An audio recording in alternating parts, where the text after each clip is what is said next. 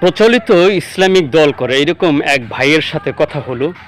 তারা নিজেদেরকে মুজাহিদ বলে, যদিও তারা কোনো জিহাদে অংশগ্রহণ করে না, এবং তাদের নেতাকে আমিরে মুজাহিদিন বলো। তার বক্তব্য অনুযায়ী সে বলে যে অন্যান্য দরবার, অন্যান্য সিলসিলা 90% হক হলে আমরা আছি 91% বা 92%।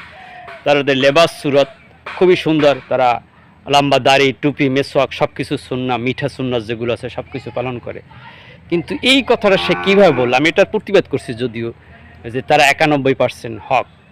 তাকওয়া, আল্লাহর ভয় থাকে কলবে, হাদিস অনুযায়ী। এবং আল্লাহ বলেন আলিমুম বিজাতিস সুদূর, বান্দার অন্তরের মনের কথা, সংকল্প, গুনাহ, আমি যে আকাম কুকামের কথা চিন্তা ভাবনা করি সব জানে আল্লাহ। ওই মেয়া, ও ভাই রাজনৈতিক দলের, তুমি জানলা কিভাবে?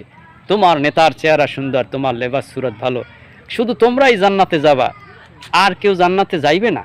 এই চিন্তা ভাবনা থেকে বেরিয়ে আসো না ভাই। মানুষের ভিতরে সমালোচনা থাকবি, আমার কথা সবার 100% ভালো লাগবে না, তার মানে আমি মোটেও ভালো নাই ভাই। হিংসা কিন্তু ইসলাম সাপোর্ট করে না, আর অহংকার কিন্তু আল্লাহর সিফাত। অহংকার যে করবে ওর পতন নিশ্চিত।